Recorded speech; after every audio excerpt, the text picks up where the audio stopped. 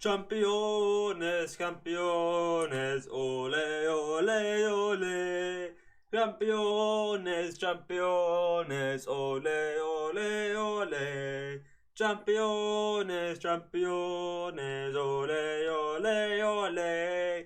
Campeones, campeones, ole, ole, ole. Let's get it, guys. What is going on? Welcome back to the FIFA Flow podcast. Guys, it's done it. He has done it. The GOAT himself. The debate is over. We'll talk about that in the podcast. But guys, he has finally done it. Lionel Andreas Messi. The GOAT. The GOAT. What we call the GOAT.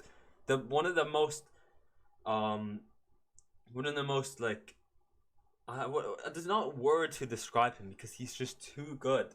He's like one of the most decorated players in football of all time. Guys, it's actually crazy it's actually crazy how good of a player Lionel Messi is. How good, not just of a player, but how good of a career he had.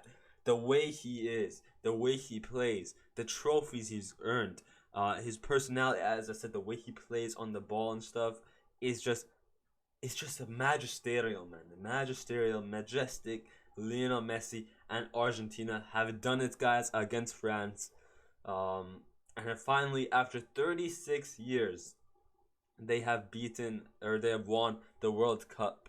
Maradona from the skies, watching above, praying on Argentina to win. I really wish Maradona was here. I think Lionel Messi, everybody in Argentina would be happy. Maradona would be happy to see Lionel Messi win a World Cup, and not just a World Cup, but international trophy. Even then, it's crazy. He would be like happy. I think they even won. Lionel Messi won, and Argentina won the Copa America after the passing of Maradona as well. So he's watching from above. They're all praying for him. It's all for Maradona, the GOAT, the past GOAT, still in my top 5 best players of all time. We're gonna do a list of that as well. So let me just add that here. Top 5 best players of all time. Oh, so we'll come back to that in a bit, guys. But we're gonna talk about the game first. Talk about what happened during the game and stuff. And talk about what happened after the game, guys. Today, we're gonna talk about. It's gonna be the final. We're gonna do best World Cup tournament team. So out of the whole World Cup, the best 11. We're gonna do possible transfers. So players who did good. We got what's his name? Cody Gakpo, Gvardiol, Gavi, Musiala, Jude Bellingham, of course, McAllister, Enzo Fernandez. We're gonna do all these types of transfers. We're gonna do like a part called possible transfers. And we're not gonna go through every single team and say, oh, from this team, these are the possible transfers from this. Maybe we'll do that in the next episode, or something like that. But I want to talk about at least the young possible transfers, not really the old one. Maybe Buffon, Amrabat, that guy, the CDM for the Moroccan CDM or center midfielder. So we'll do like a few transfers that I think will 100% happen in the January transfer window, and then we're also going to be doing, as I said, the top 5 best players of all time. Now that Messi has won the World Cup, top 5 best players of all time. I'm not sure if we'll do it in order because, man, it's really difficult. Yeah, it's really difficult. But we'll see. We'll see for sure. And then yeah, as I said, we're gonna talk about the game. Next episode, guys, will probably be on Sunday. I think. Let me just check again. Okay, yeah. So next episode will be on Sunday, guys. League games start next Monday. Next episode will be on Sunday is Christmas though. Scheiße, guys. Okay, maybe Saturday. Next episode will be on Saturday. Actually, I'll probably record it on Saturday, but I'll upload it on Sunday. Not really sure. At that point, I might just upload it on Saturday. So yeah, I'll either Saturday or Sunday this weekend. I'll do another podcast, guys, for the league games, and on that one, we're gonna talk about everything that happened. We're gonna talk about transfers, possible rumor transfers, stuff going on surrounding club football. rather than international football. Today, last day of the World Cup episodes, guys, and then the next episode, which is this Saturday or Sunday, this upcoming Saturday or Sunday, we're gonna go back to doing. We're gonna talk about transfers. We're gonna talk about what's going on in each club. PSG, how are they gonna get back on their feet? The players and stuff. We're gonna talk about all of that. But guys, let's get right into it. Don't want to waste that much time, guys. Lionel Messi has done it. Argentina have done it, guys, and one of the craziest, if not the craziest, World Cup game in the history of what is it? I think 1930. So 30, 34. I think around, I don't know. Let's say. Oh, it's almost hey, let's think of it like this. First World Cup was in 1930. Yeah, first World Cup was in 1930. It's almost about 1930 again, or it's almost 2030. So that's has to be, and it's every 4 years. So 100 divided by 4, 25 minus 2, because there's still 2 World Cups, 2026 and 2030. So 24th World Cup, guys, has gone to Lionel Messi. Out of all 24 World Cups, we have witnessed the best World Cup final of all time. I'm not even joking. I'm not joking, guys. Both teams, guys, magnifico. Let's talk about it. Let's talk about this game. It's like one of the craziest games. In my opinion, guys, Argentina, they played spectaculario. I don't know what I'm saying, guys. I'm just going crazy because this was the best game ever. I just can't imagine. It's just too true to be real that Lionel Messi and Argentina have won it. So it's just, you have to say all these crazy words. It's just, there's no words to explain it. So you have to over exaggerate. You have to put some emphasis into it. You get what I mean? So yeah, spectacularia performance by Argentina, guys. Argentina have done it. And honestly, Argentina were definitely, throughout the whole game, at least towards the 70th minute, guys, Argentina, the best team. They were the stronger team till the 70th minute, or the 75th minute-ish. The stronger team. They were hungry for that ball, dominated that midfield. Enzo Fernandez, McAllister, brilliant. They just great defensive on the ball to get the ball forward. They were spectacular, and especially one of my favorite midfielders. I think my favorite out of the 3 midfielders who played for Argentina was Rodrigo Javier de Paul, guys. Rodrigo Javier de Paul, also known as Lionel Messi's bodyguard, guys. This guy was magisterial, one of his best performances in his whole career. He showed up in the final. They needed it, guys. Beautiful performance by Rodrigo. Overall, this midfield really carried Argentina to move the flow from the solid brick back line that Argentina had. Romero, Otamendi, beautiful brick defense in the back line. They actually played really good football. Molina, Montiel, who got subbed on later, Tagliafico, Acuna, all of them brilliant in the back line. But from that back line, I really liked Argentina's midfield because they really did a well job from transitioning from that back line to get it to the top, to get it to Julian Alvarez, Lionel Messi, switching it from Rodrigo and Messi side, or not Rodrigo, from De Paul and Messi side, switching the play all the way to Di Maria side. Like you can see Di Maria, De Paul, Enzo Fernandez, they switch up the play. They see Di Maria running down the wing. It's beautiful. They played it really good. And that's what I like from Argentina's team. They played magisterial football, hungry for the ball, played well when they had the ball. So overall, crazy game from Argentina, guys. Crazy game. I loved it. Let's talk about the goals that happened until the 70th minute, guys. And I want to say 70th minute, that I'm really, what is it? Really specifically 70th minute, because we'll talk about what happened after that. But guys, Lionel Messi, brilliant play. Rodrigo Javier de Paul, I think it was De Paul who does a brilliant, as I said, they switch up the play really fast and nicely. Rodrigo Javier de Paul switching it to Di Maria down the wing. Di Maria, beautiful. He gets a good touch on the ball. And then it's Dembele, because it looks like France are really trying to play defensively, guys. the Ooze guys, the Ooze, the Goose, as I like to say, the Guzman Dembele. Yeah, I'm Persian, and Goose in Persian means fort. I just had to the Guzman Dembele because this guy, one of the worst performers. Because this guy is such a fraud, man. Guzman Dembele, the Ooze guys, that Ousmane Dembele, the Guzman Dembele gets, he gets outplayed terribly. Di Maria, one of the biggest big game players, such an underrated player. Like as I said, I know he's wearing number 11, but guys, this guy is like he's like a different type of number 10, like I don't know how to really explain it. He is a underrated number 10. I think he definitely deserves some respect for sure. I feel like not many people really respected him.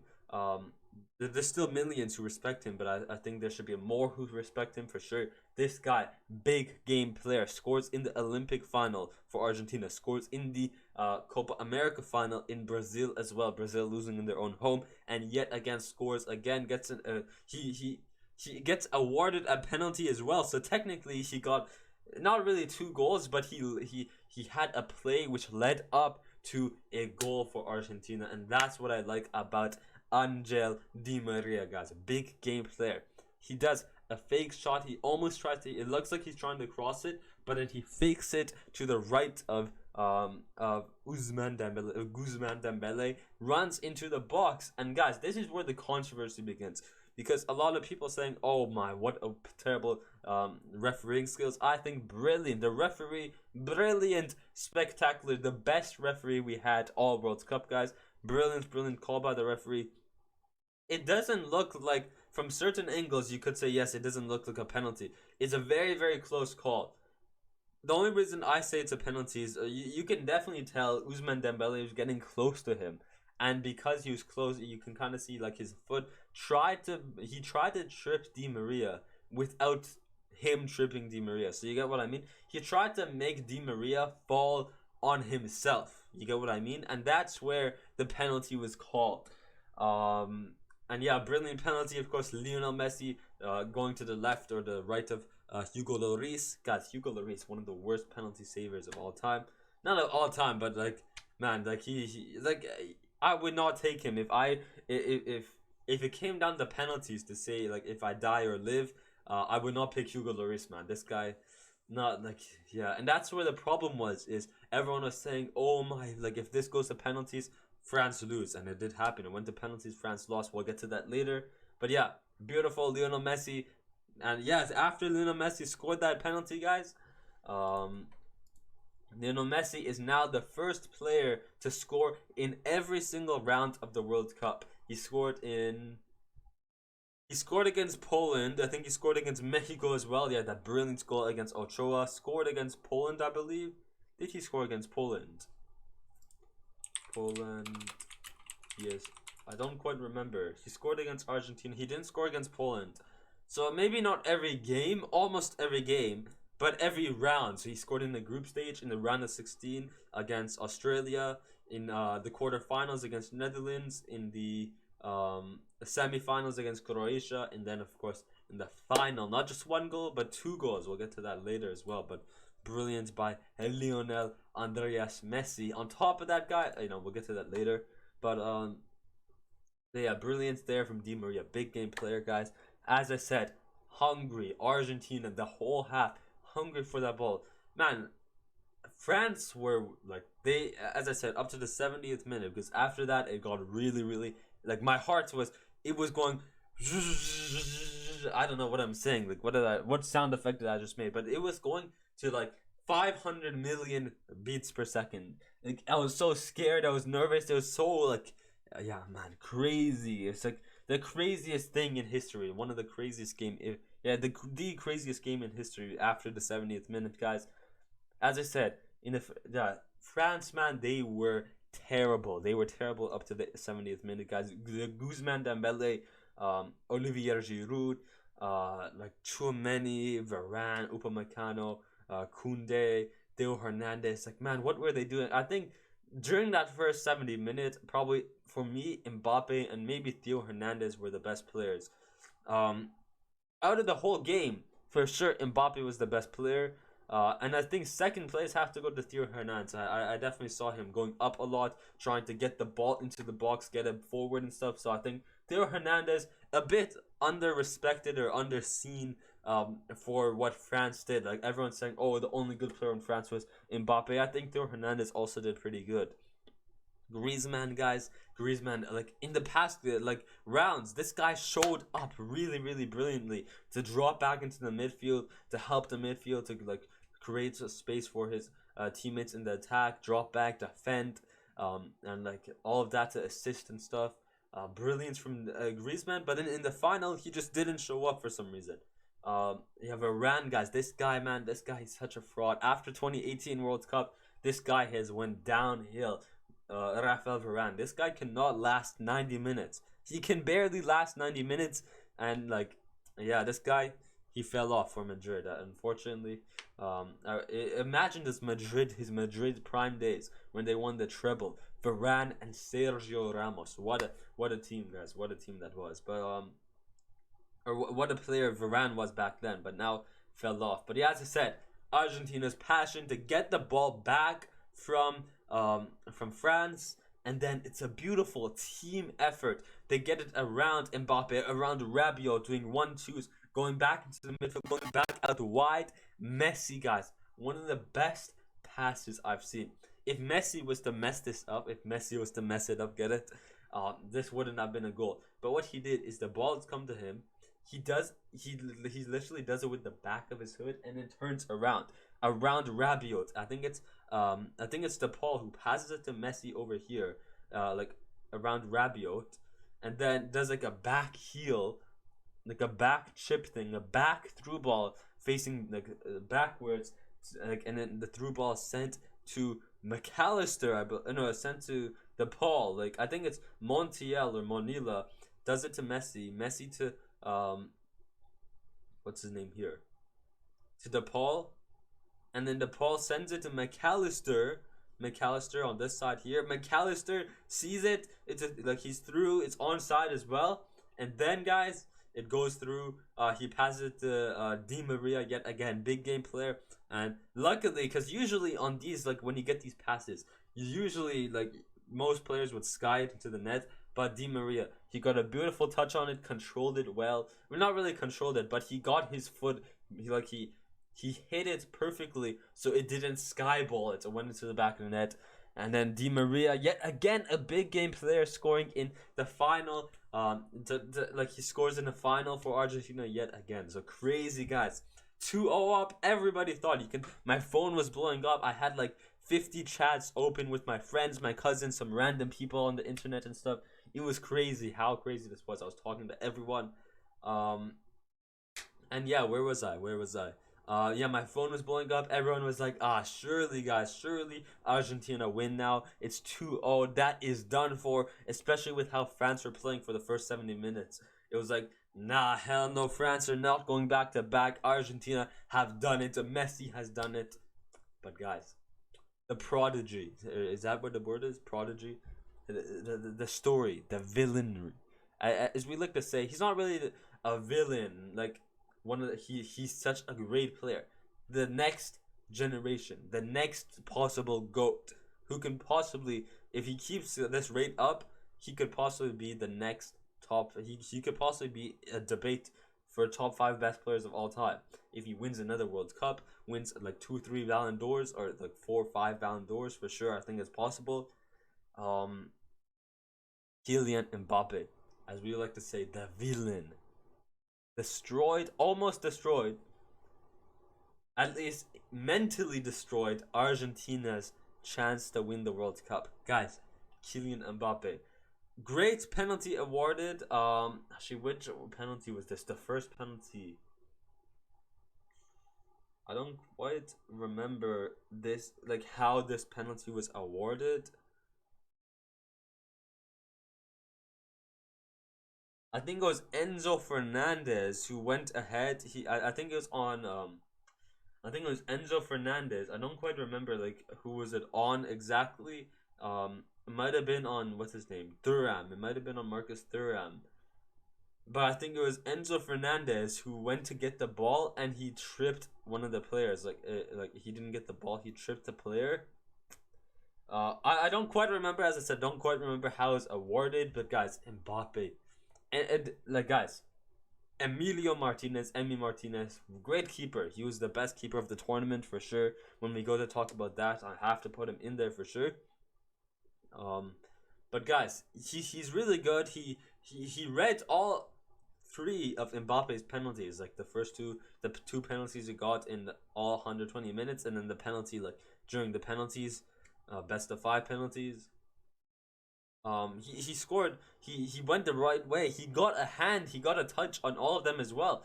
But man, Mbappe, this guy, his strikes are just too insane, too strong, too powerful. That like gets in the back of the net. Mbappe scores, makes it 2-1 for Argentina. So 2-1. France getting the first goal. And guys, it was like, no way. It's like France have still been playing bad. It was just a lucky penalty and stuff. But guys, then we see, when was it? 100, just 2 minutes after, in a time frame of 2 minutes, 2 goals in 2 minutes. I think Mbappe scored a brilliant volley. Mbappe to Thuram. Thuram over the top through ball over Romero, and then Mbappe almost slips, but as he slips, he volleys it. Banger volley. As I said, Martinez yet again getting a hand on the ball, but it's just too powerful. Mbappe volleys it. He trips into the back of the net. 2-2 draw. My phone is blowing up yet again. Man, that was the best goal. That has to be. Actually, no, Richarlison's goal, like, bicycle was better. But man, for a final goal, that was crazy, and like it literally gave me flashbacks, kind of gave me flashbacks to Pavard's goal in 2018 as well against Argentina. Pavard, Pavard, of course, it gave me flashback to Pavard's goal in 2018 as well. Like the volley and stuff. Not exactly like outside the box type volley and stuff, but like it's still a volley. It's still such a good shot. Like he hit it whilst it was in the air, almost fell on the ground, but beautiful to get the touch on the ball. Beautiful volley, beautiful strike overall. Mbappe, the prodigy, the villain. He tried to end Argentina's hopes, but guys, Argentina, they stayed strong mentally, guys. At that moment, after France got that second goal, because throughout the whole 70th minute, like the first 75th, like 75 minutes, France mentally and physically, they didn't look like a team who were gonna win the World Cup. And the reason I see that is probably because like they were just like waiting for. I don't know what it was. I really don't know what it was. The players were tired. I really don't know what it was. Maybe they said like, oh, we already have a World Cup, like we're used to this. It should be easy. They didn't expect Argentina to come this strong at them in the first 75 minutes. And then when France scoring that first 2 goals, this is where France start becoming, and you could say become the stronger team from the 75th minute all the way to the 123rd minute. And we'll say 23rd because something crazy happened at the end as well. We'll get to that soon. But yeah, guys, after that, France mentally and physically were the stronger team. As I said, after that 75th minute, France were that stronger team. Physically and mentally, the whole team got boosted up because of the leader, because of the king, Kylian Mbappe, the villain, as I like to say, ending Argentina's hopes or dreams. Of course, that's why the villain who wants to end the dreams. Guys, Mbappe gave the whole France team, made them mentally and physically stronger. Argentina, you can just tell they were still physically strong, but I think mentally they were like, oh God, we don't want this to happen again. 2014 against Germany, we don't want that to happen. 2018 against France, we don't want that to happen yet again. We don't want to lose to France in another World Cup, especially when it's the final as well. It makes it worse. France back-to-back World Cups. We don't want that to happen. Argentina want to win it after 36 years, their hopes and dreams. And like the thing that makes this more special for Argentina especially as well, Argentina is not that rich of a country, guys. So like football, when they have a god, Lionel Messi, this good, gives them so much hope. It gives them like this is their god. This is actually their god. This is their second god, you could say. Of course, Jesus is the main god, but Messi could be like a second god to them, and like gives them hope, makes them popular, makes them like you get what I mean? Because like Argentina not that rich, so football is the only thing, like one of the biggest things they can like up to, and that's why like it's such a such a passionate thing for these Argentinians, these Argentines. But yeah, Messi, the villainry, gave them hope. And then, guys, it goes to extra time. I did not, after Argentina had won, we're winning 2-0, I did not expect it to go to extra time at all. 0%. Maybe after the penalty, of course, very, very, like, lucky penalty. Not lucky, but, like, it could have been, like, it could have been, what is it trying to say here? It could have been, like, safer, not safer. It could have been, like, unawarded. Like, they could have been more, man, what am I trying to say?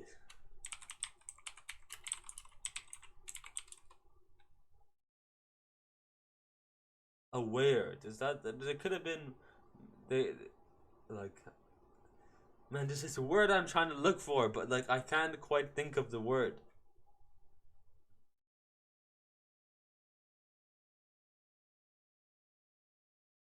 They could have been more alerted, more secure. They could have not. They could have like played it a bit safer to not give that penalty. Man, it just hurts my brain now. You know when you forget the word, it like hurts your brain. It, like, yeah. So sorry about that. But yeah, goes to extra time, and man, crazy, crazy because in extra time, in the first half of extra time, guys, Lionel. Yeah, in the first half of extra time, up to the 105th minute, nothing really crazy happening. I like it was pretty boring up till then. In the first half, France, of course, making some really really good shots. Montiel getting subbed on. Julian Alvarez getting subbed off. No, actually, no, I think that was in the second half. But you can see like Thuram, man, this guy, Marcus Thuram, he's really really good. He did really good. Like he was a really good sub for France. I think he has to be in the top 3 or top 5 of France's best players during the final. Like after he got subbed on for sure. But where was I? Yeah, the first half, as I said, not really the best. But then let's talk about the second half, guys, because guys, this is like Lionel Messi scoring a second goal, and guys, he was dreaming, he was celebrating and stuff. After he scored that goal as well, he was like looking at Mbappe and got like, oh yes, let's go and stuff. Mbappe did that back as well. He's like, the villainry, guys. Mbappe. It's kind of like, you can say it's kind of like, it's literally like Batman and Joker, where they're villains against each other, but at the same time, like they kind of like each other as well. Like they play on the same team and stuff. You get what I mean? They both play for PSG, but when it comes to the World Cup, they're villains. So it's kind of like Batman and Joker. It's like they hate each other, but at the same time, they love each other. Like they don't want to kill each other and stuff. They want to keep this rivalry, like this villainry, because they like it. They like the vengeance. They like the, yeah, you get what I mean. So it's kind of like the same story. Mbappe's Batman, I guess you can say, and then yeah, it's like you get what I mean. It's like they're friends, but at the same time they're villains and rivals. But yeah, beautiful, beautiful. Actually, no, this one here, guys. In the second half, Dybala, of course, getting subbed on. Because like both teams, both on France's side, Argentina's side, they're subbing their players on. For the penalty kicks. Dybala getting on, and then this guy here, the fraud, the truck, literally the brick fraud truck. Lautaro Martinez. I can't believe people said. I think even myself, I said, oh, this guy top scorer of the World Cup. This guy frauded the whole World Cup, guys. He cannot hit a single shot on target. He messed up everything. He had some clear chances and he couldn't score them. But this goal was scored. It was a through ball into Lautaro Martinez, I want to say. I think it was. He missed it yet again. It hit Hugo Lloris. But then it rebounded back. And then is Messi who was there, and it went into the back of the net. I think Upamecano tried to block it. He was inside the net, and it went back out, but like it went deep into the net. Like it went like It went like back here into the net. Let's say the net is here. It went into the net and rebounded out, so it was a goal. This is where some controversy begins, guys, because before, so I think it was Lautaro Martinez who goes to he goes to shoot it, and then it rebounds, like Hugo Lloris saves it, goes back to Messi, but before Messi hits it, two of the substitutes on this side here from Argentina's team run on, like they step onto the pitch, and by the law or by the rules, like in the rules of football or FIFA rules, if players step on the field before a goal is scored, the goal is disallowed, and it's a direct free kick is given. So like if the ball was here, if the ball was literally here, no, who cares how close it is to the line, and they step on, the direct free kick, meaning where it last was right here, it could be 1 centimeter from 1 inch from the it can be like 1 meter from the net, and a direct free kick right from there 1 meter away from the box is given. So technically you could say it's, I think it's a pretty stupid rule, and the reason I say it's pretty stupid is because, like, unless they interfere with the game, I think like it should be just like it shouldn't be really a thing. They stepped on for, like, they barely stepped on, like the whole team was literally on this side of the field, like they were on, see this line here, they were on this half over here. So that's why I say, like, maybe it was ruled off or something. I don't really know what it was exactly, that it wasn't, that rule didn't come and disallow the goal, but Messi scored the goal. Guys, the through ball, like I think it was Messi or Enzo Fernandez who gave a through ball to Lautaro Martinez. Martinez missed it, but that through ball, that pass, was almost offside, guys. Right here, it was onside because of this right here. This is Lautaro, this is Rafael Varane, bro. And maybe his hand here, I don't know, but I think they left it onside, guys, because of him having, what you can say, a big bunda, guys. He has a big bunda, and it kept him on. Bro, this is hilarious. That's sad. He guys, Rafael Varane regretting doing glute workouts. He's regretting all those workouts. If you zoom in, his hand offside. Yeah, you can see offside needs to be gone.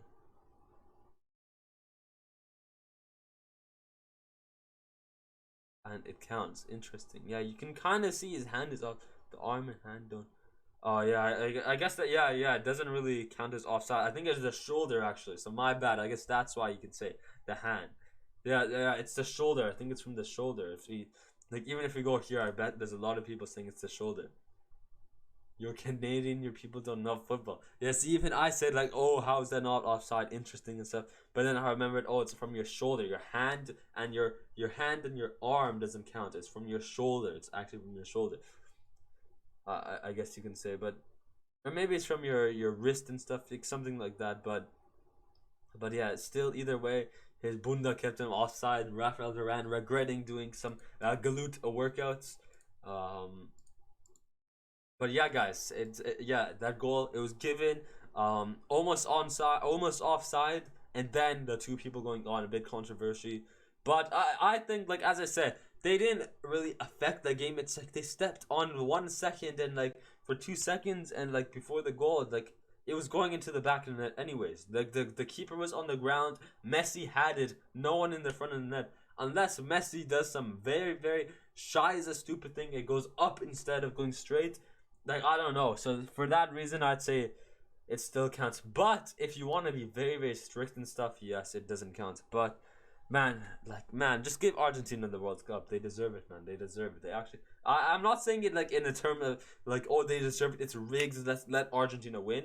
But like, for how they played, one of the strongest team, I have to say top 3 or even top 2, second for sure, strongest team, or third place minimum, strongest team in the World Cup. They deserved it. The passion they had, they were the stronger team. But then, guys, yet again, a penalty was awarded. This one was pretty stupid. So it's Mbappe who tries to go for the, or it was either Mbappe or Coleman who tries to go for the finesse shot. And what actually happened is, when he went for that finesse shot, Oh yeah, actually now that I remember, I think it was actually Coleman who got awarded for that first penalty. He like got tackled and stuff by Enzo Fernandez. But yeah, for that second one, this one is pretty stupid as well. I think it's Mbappe who goes for that finesse shot and stuff. He tries to get a finesse shot, and what actually happens, I don't really know which player it was. Um, but then like they go for the hand, but like they try to like jump and like not really block it. I didn't really mean to block it. I think block the ball and kind of block it from their face. And it was a handball either way because you can't really do that. Another penalty was awarded in guys Mbappe, the second player in the history to score a hat trick in a World Cup final at the age of 23. He's only 23 years old, guys. That is crazy. He has, I think he has, wait, how many worlds?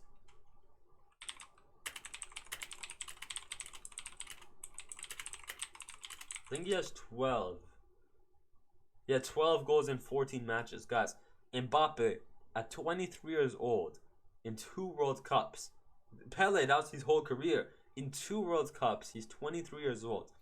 I think 11 games. I think 11 games in the whole World Cup. Mbappe, or like 11 games from the last World Cup and this World Cup.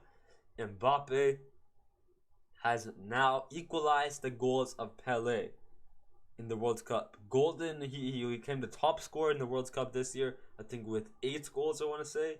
I think with 8 goals. 8 goals, and he got 4 goals in 2018, so it makes it 12.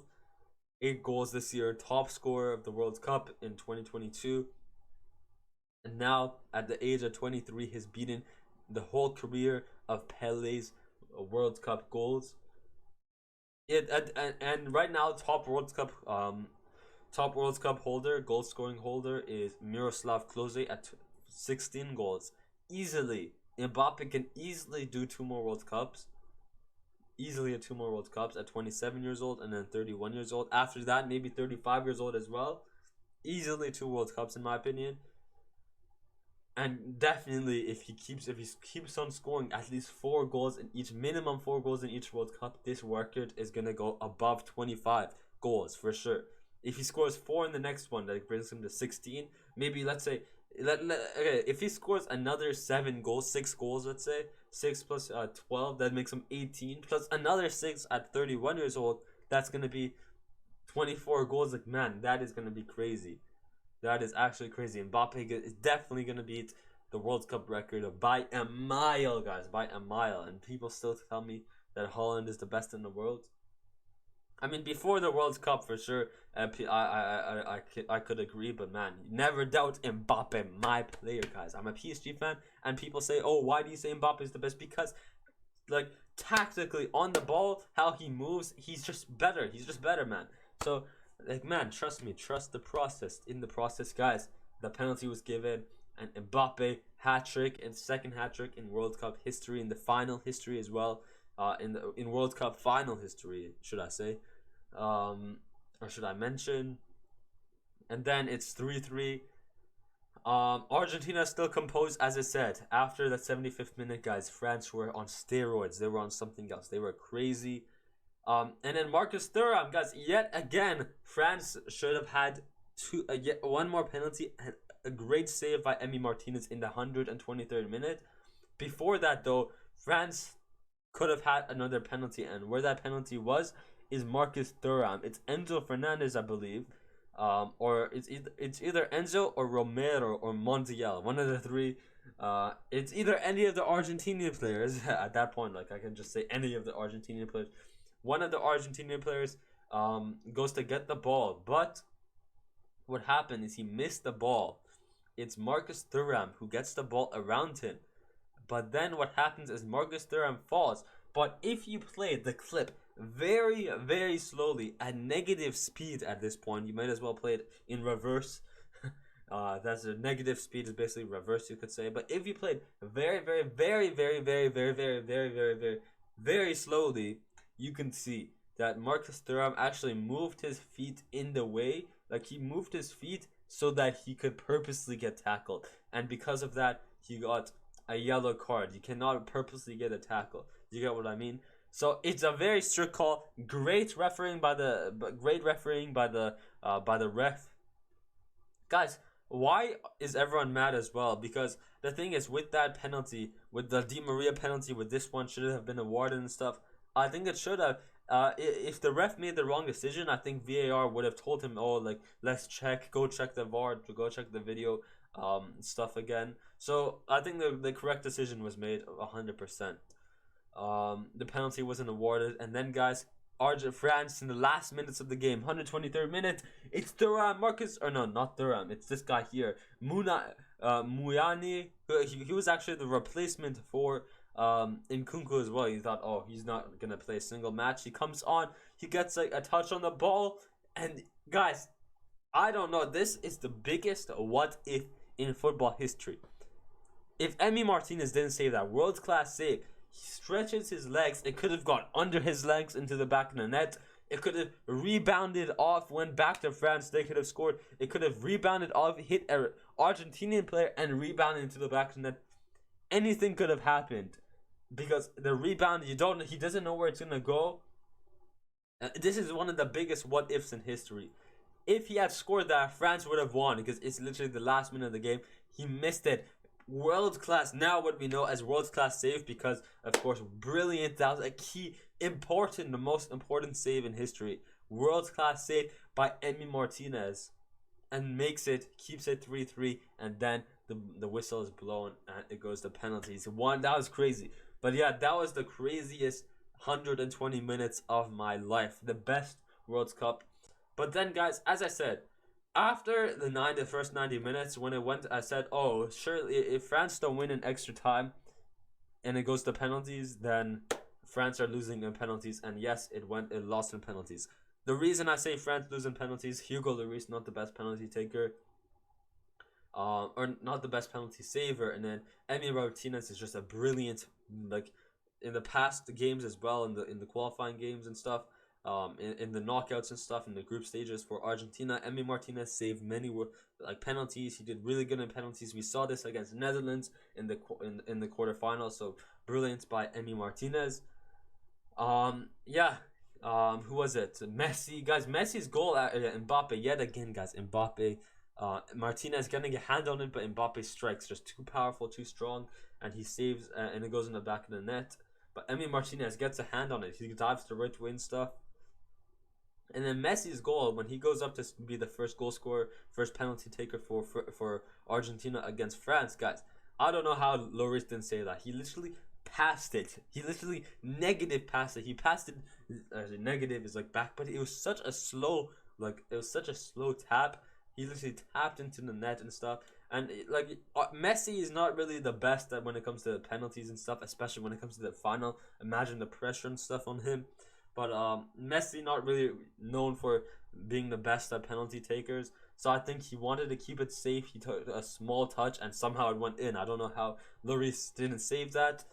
And then it is Coleman who goes up next, and of course Emi Martinez going the right direction to his left and Coleman's right, and he saves it. So brilliant there. Dybala goes up and scores his, and then France, guys, it's Tchouaméni who misses his. I think it's Tchouaméni who misses his shot. He and the thing with Tchouaméni, he did actually had a pretty good World Cup, and then when it comes to his penalties, what the heck? There is when it comes to Harry Kane missing his penalty against France, you can say, oh, it wasn't a bad penalty. Of course, it's a disappointing one, but at least he tried to go for power and he went for too much power. With this one, he didn't go for power and he didn't go for accuracy. It went out wide, and that's just embarrassing. That is just embarrassing. So at least with Harry Kane, you can say, oh, he tried to do the same thing. He tried to go strong power, and he just went too much power, hit too much with the laces and stuff. I don't know what you really have to say, but hit it badly with Tchouaméni though. It's just a whole different story. He misses that as well. And then I think it's Marcus Thuram who also goes for a penalty and he scores his. But then, guys, Montiel goes up. Montiel goes up to score his. The last goal, if he scores it, Argentina win, and he scores it. And if you look at Messi's reaction and stuff, I don't have a video. I have a video of Scaloni's reaction. I'll show you that. I want to talk about the coach Scaloni. What a run! One of the best managers for Argentina. But yeah, if you look at Messi's reaction, you can see like, oh, they're all hugging. Like he opens his eyes wide and then like drops to the ground. Of course, historic moment for Messi. But overall, one of the craziest World Cup. As I said, 20 shots against 10, 10 against 5 shots on target, 50-50 about. Yeah, crazy World Cup. What a World Cup final, man. What a World Cup final. But let's take a look at some of the news. Yeah, this is the reaction of Scaloni. Montiel goes and scores hits. So Scaloni trying to do an Ancelotti and keep a straight face, but then look, it's just the feelings, man. It's too hard for him. The whole tournament, when Argentina score, when they win, he's trying to be Ancelotti. Like, you know, like the Ancelotti, the eyebrow thing. He's trying to be Zidane, trying to be Ancelotti, keep a straight face and stuff. But man, he tried to do that. It's just crazy. Sometimes it makes me cry. When I first saw it, it made me cry as well. I'm not even joking. I had some tears in my eyes when Argentina won. Seeing some of these photos, these celebrations, like tears of joy, of course. It's just brilliant. And guys, the thing that makes this more special is because if you guys don't know, Scaloni was actually supposed to be he was supposed to be a temporary manager for Argentina. They were looking like he was supposed to be there, and they were actually gonna look for a new manager. But then, guys, he just did too good. He won the Copa America. He went on a 42 game streak, a 36 game after the World Cup. Yeah, a 36 unbeaten streak with Argentina. Goes on to manage in the World Cup and wins the World Cup. That is what you call a dream. Argentina's best manager in the modern area of football. 100 million%. Man, Scaloni. What a career he's been through. Like, he was supposed to be a backup manager. He becomes, and then there was actually this one game that saved him. Apparently, like there's a save or something. If they lost, they would have kicked him or something. But like luckily, the goalkeeper saved it. I think this was in 2018 World Cup. The goalkeeper saved it, and then he kept his role, and then he's still here. He kept his role, 36 unbeaten streak. And then goes on to win the World Cup. What a story for Scaloni. What a story. I'm so happy for him. I'm so happy for Argentina, guys. Let's just take a look at some of the stuff after. Guys, Lionel Messi, now the first player. No man has ever won 5 Man of the Matches awards at a single World Cup. That is crazy. In the final, round of 16, semifinals, quarterfinals, and then in one of the group stage games. That is crazy. That is actually crazy. But yeah, like this guy, like this comment here, you could argue Mbappe deserved the man of the match in the final. There's also one where Enzo Fernandez, or I think it was Julian Alvarez in the Croatia game where like Messi wanted Julian Alvarez to win. You could say Julian Alvarez deserved that, but I mean, yeah, either way, like Messi, you could say he earned 3.5. You can say each of these are half. You can say, let's say each of these are half, like half Messi awarded and half Julian Alvarez for the final, half Messi, half Mbappe. So it's half plus half equals 1 plus the other 3. He technically earned 4 instead of 5. I don't know. I really don't know. But yeah, crazy. Goat things. Here's the celebrations, of course. Mbappe, top scorer with 8 goals. 4 goals in 2018, 12 goals in 2 World Cups. That is actually crazy. But you can see he is definitely sad for sure. Definitely not happy. I wouldn't be happy either to lose the World Cup. Yeah, Messi reportedly asked PSG to present the World Cup. Yes, can't wait. Next week for PSG back. League games start again. Can't wait to see the presentation as well, the trophy presentation from Messi. Do we have any other Argentinian players? Di Maria and Paredes left, so I don't think we have any Argentinian players on the team. I think it's only Messi. Now that I think about it, sadly, damn, Di Maria. Imagine we had Di Maria still. What a big game player he would have been. But yeah, guys, this is one of the most hilarious photos, man. Look at Kun Aguero. He's celebrating. He like on his live stream and stuff. He's celebrating as if he won the World Cup, as if he did something for Argentina. He's probably doing it to put on as a photo for his Twitch, but man, it's still pretty crazy. Yeah, that was the crazy World Cup. Guys, I don't wanna. Let's talk about a few of the controversies. Can end it off with best 11 possible transfers, and then top 5 best players of all time in football. And the next episode will be on Saturday, which we'll talk about. We'll go back and talk about club football yet again, guys. I want to talk about some of these controversial stuff that led up to Argentina's win. Seeing Messi lift the World Cup in what could be in his last World Cup would be something special for us as organizers. It would be an injustice if Messi retired without winning the World Cup. This is very, very, very, very suspicious, and the reason, of course, Qatar being, of course, a bit of corrupt country, rigged FIFA president saying this, and then the World Cup, organizing chief saying this. These two top role teams who can like organize the stuff, or maybe we make it rigged for Messi, have all these, especially after all these bad refereeing skills. It makes this comment even more suspicious for Argentina winning the World Cup. But then, so I really think that these two are very, very unprofessional. Like, makes it very, very like interesting. Is it actually rigged and stuff? Maybe there is a bit. I really don't know. The referees were terrible though. But maybe there's some suspicious that should be looked into for like, oh, is it rigged for Argentina? But at the same time, these statements are also kind of true that like Argentina, like Messi deserves to win a World Cup. It would actually be very, very sad, but at the same time very suspicious as well, coming from people at this high level organizing the World Cup, FIFA president. Very, very suspicious.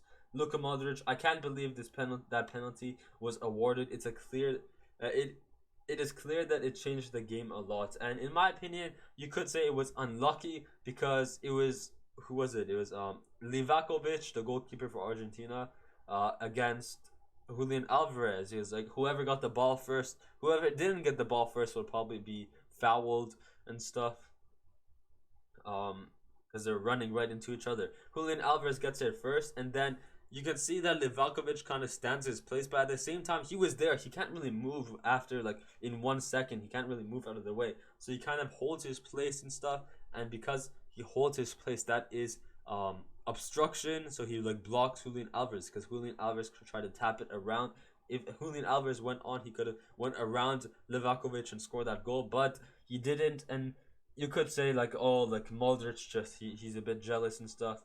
Overall, Modric, I wouldn't be sad, man. Going to the final in 2018, semifinals in 2022, that is impressive. For a 37-year-old, for Croatia as well, that is impressive. I'd still be happy. I know you'll be sad for sure, but at the same time, I wouldn't be that pressed. Like, still a historic run for Croatia and for Luka Modric, the icon, the legend. The Portugal one is where like there was like 5 Argentinian referees.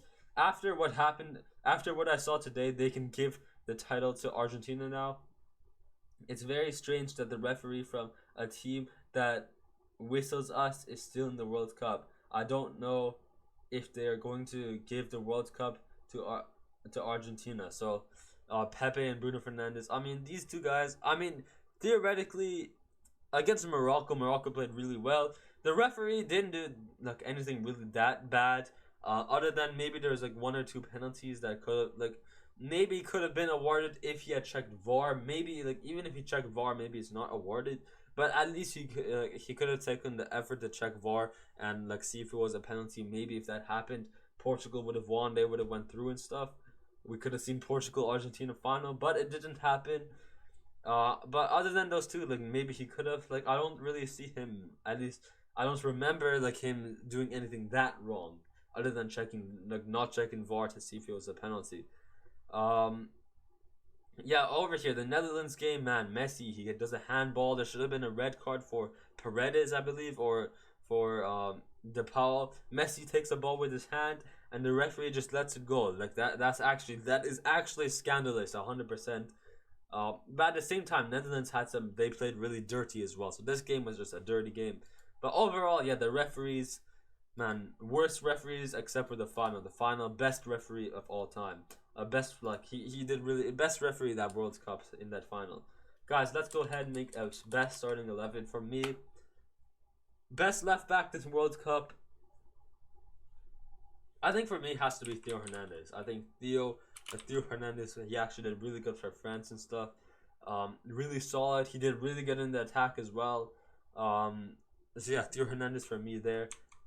In the back line, I think we have to give a shout out to Gvardiol, guys. Gvardiol, the Croatian center back.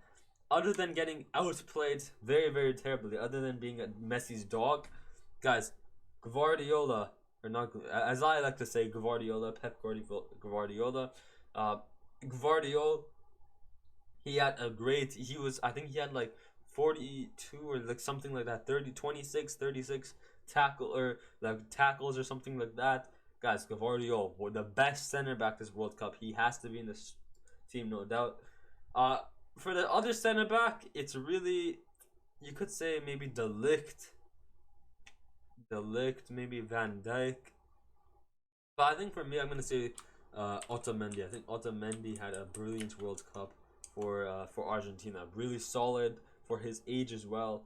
Really, really solid. At right back, I think we have to go with Dalot. I don't really know who else I can think of. I think Diogo Dalot, for his age, 23 or 24 years old, he's such a baller for Portugal. Even for Manchester United, he is a baller, guys.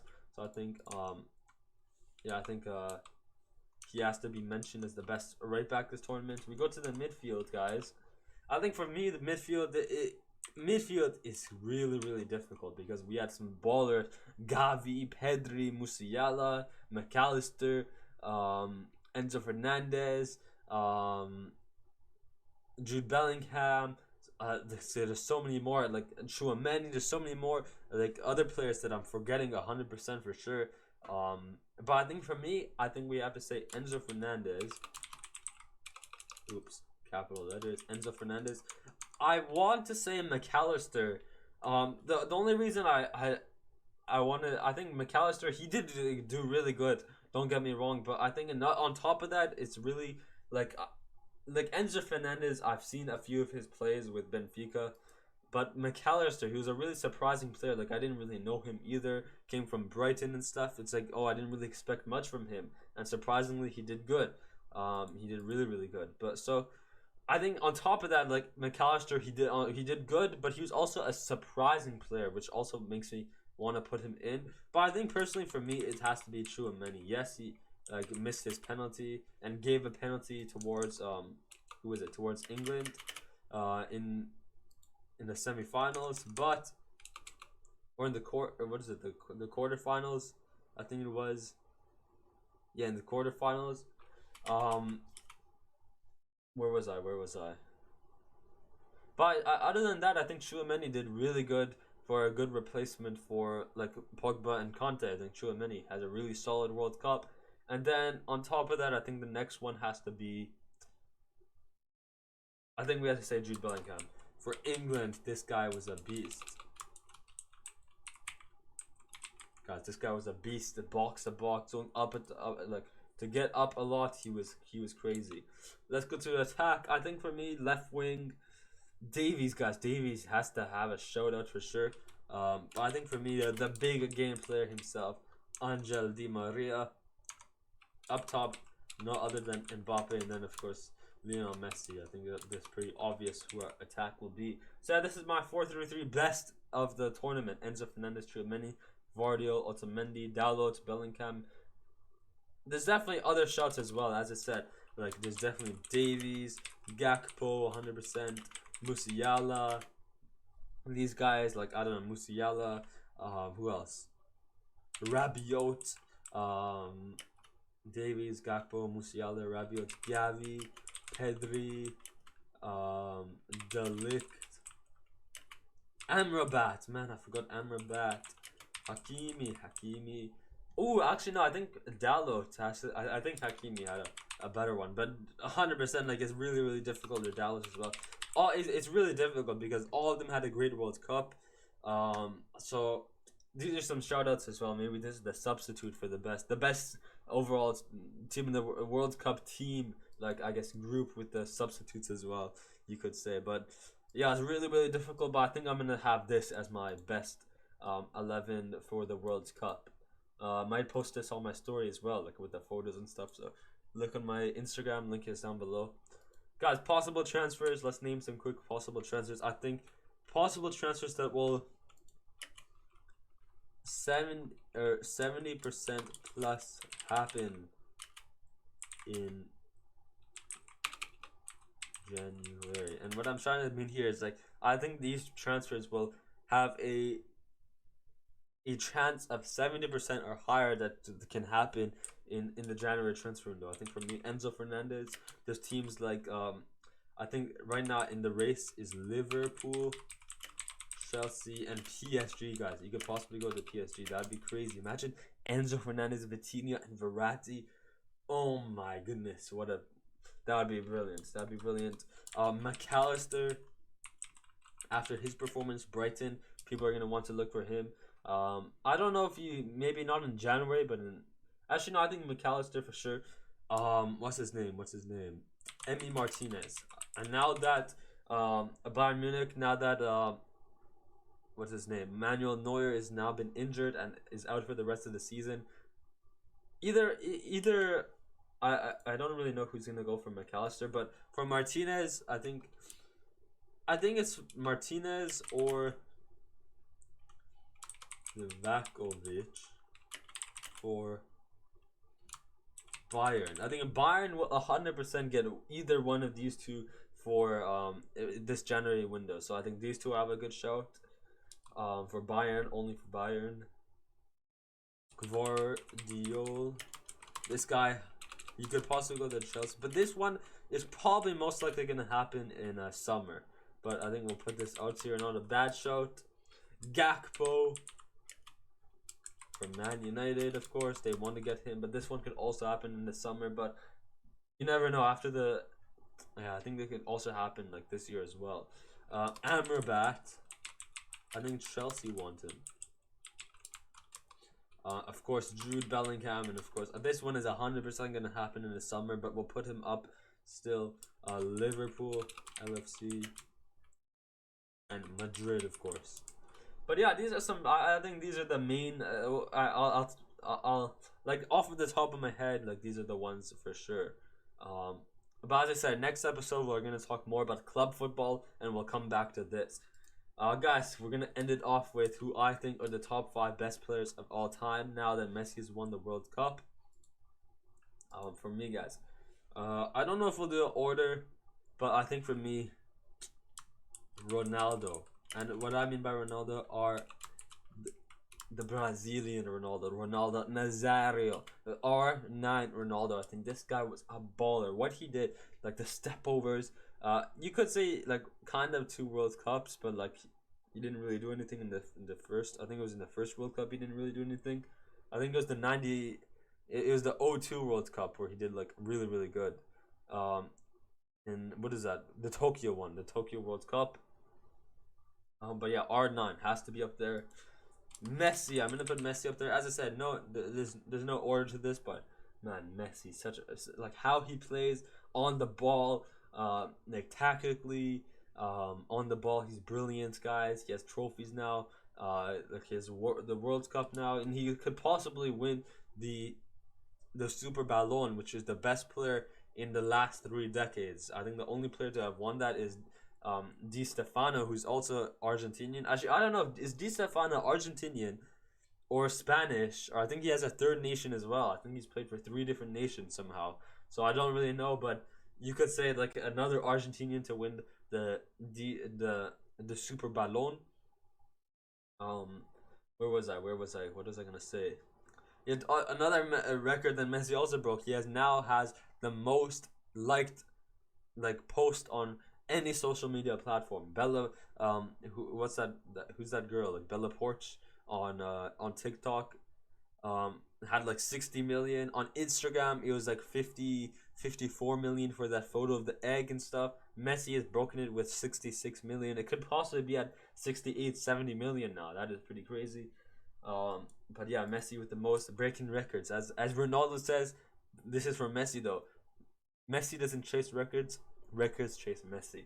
You can say it like that. I think Messi for sure. Maradona, I just love Maradona. One of my favorite players of all time. Maradona. I think for me, there's Zidane, Cruyff. Oh my, Zidane, Cruyff. There's of course R7, Zidane, Cruyff, R7. Pele. I think we have to put Pele for sure. But I think for the other one, there's Zidane, Cruyff, R7. I think the four options for this fifth spot here in my top five: Zidane, Cruyff, R7, and Dino. Dino was something else, but I think has to be Zidane. I think Zidane. I think, guys, Zinedine Zidane, the best box to box of all time. Zinedine Zidane. Zinedine Zidane. You already know that song. If you guys know that song, Zinedine Zidane. How does it go? Like Lionel Messi, Ryan Giggs Scholes or something like that. Like, I don't know. Like, yeah, it's like this song about Zidane. Like, if you know, you know. But yeah, this is my top five, guys. Greatest World Cup. I can't believe. I might post this on my story. We'll come back to this for sure in the next episode because we're going back to club football. But guys, thank you so much, guys. That is the end of World Cup until 2026. And the next World Cup is going to be Canada, Canada, USA, and Mexico. I mean, hopefully, I don't know if I'll be doing podcasts in 2026, but if I do, I can't wait. It's gonna do many vlogs for sure. But I can't wait for the next World Cup. I think for sure Qatar was I really missed out on Qatar. I should have gone to Qatar, man. Qatar, the best World Cup of all time in terms of Argentina winning it. I think how they organized it as well, because they're rich and stuff as well. I think they made it really well, guys. I really missed out. I think they had it was such a joy just what I saw on the internet, how they partied like when there was no games. Like, there was still so much to do even when there was no games. It was just crazy in Qatar. I don't think we'll ever see anything like that.